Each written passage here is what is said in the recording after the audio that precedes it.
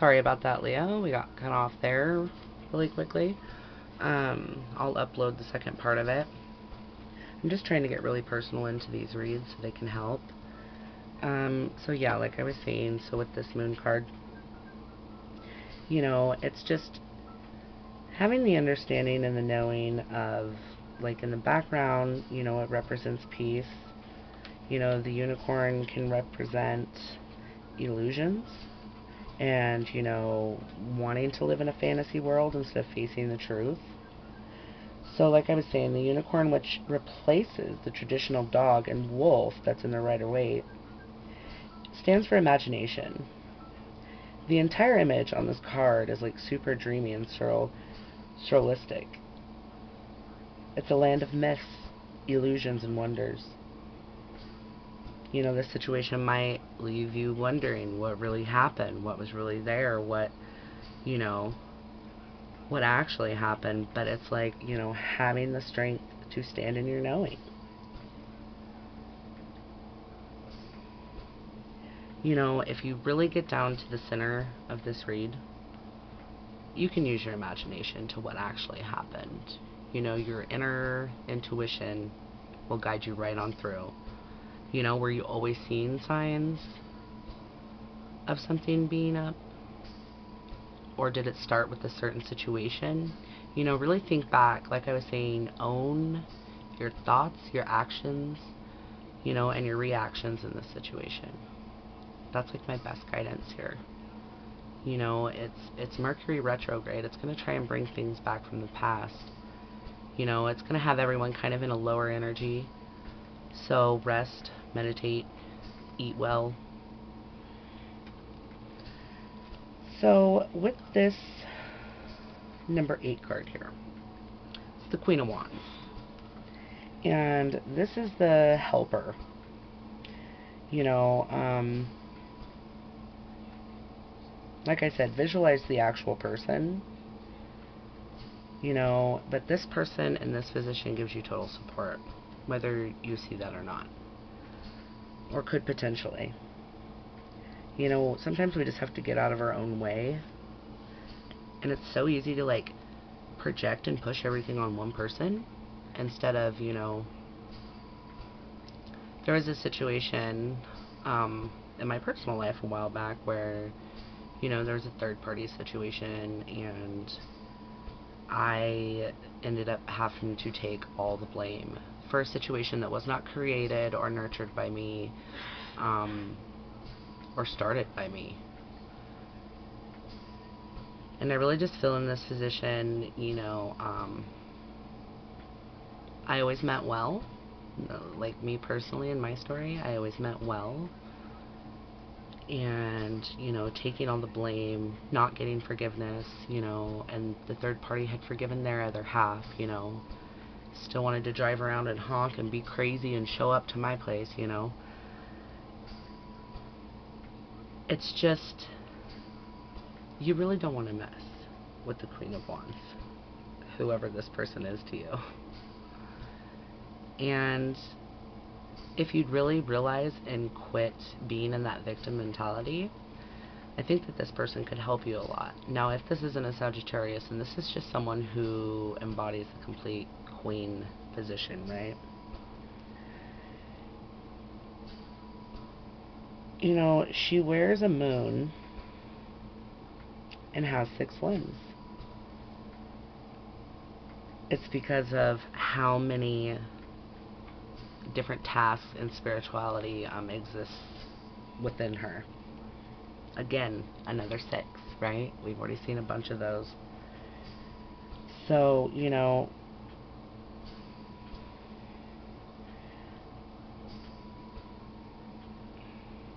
she can be seen, you know, as the ultimate female energy.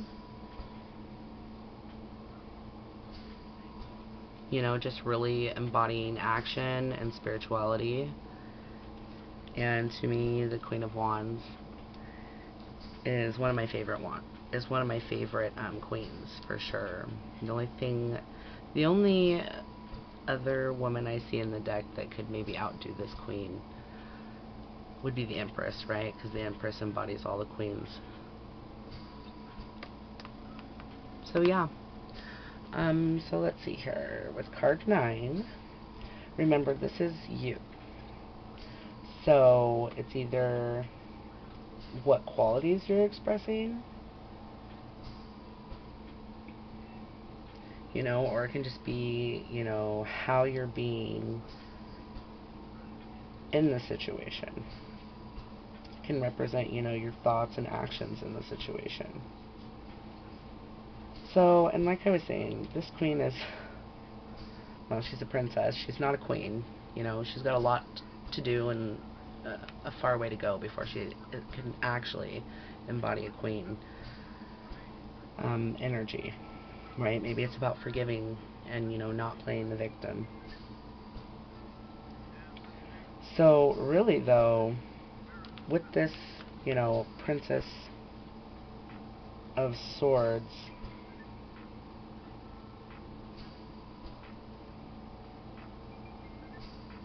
you know, I really just see, like,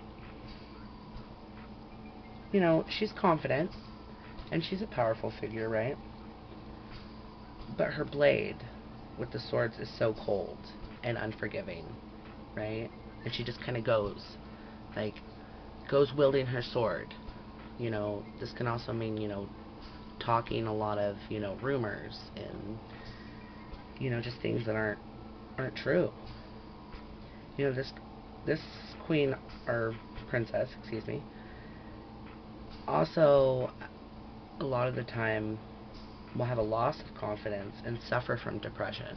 She's known, you know, in the actual book of the Heimdall Tarot, she is known as, you know, a depressed female figure. But maybe it's because of wielding the sword, you know, instead of having discernment, you know, acting hasty.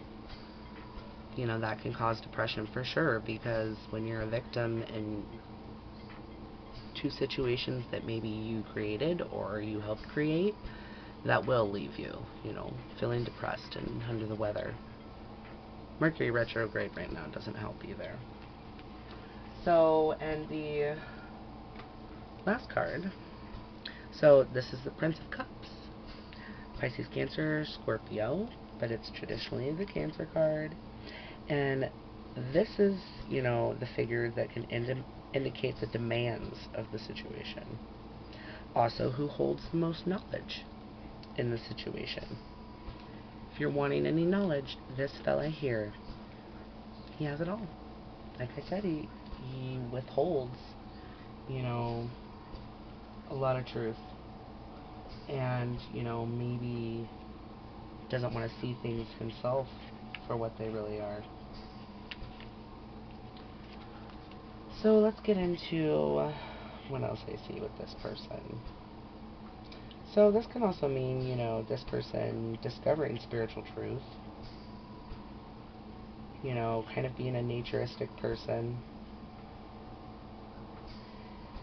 This prince is also known,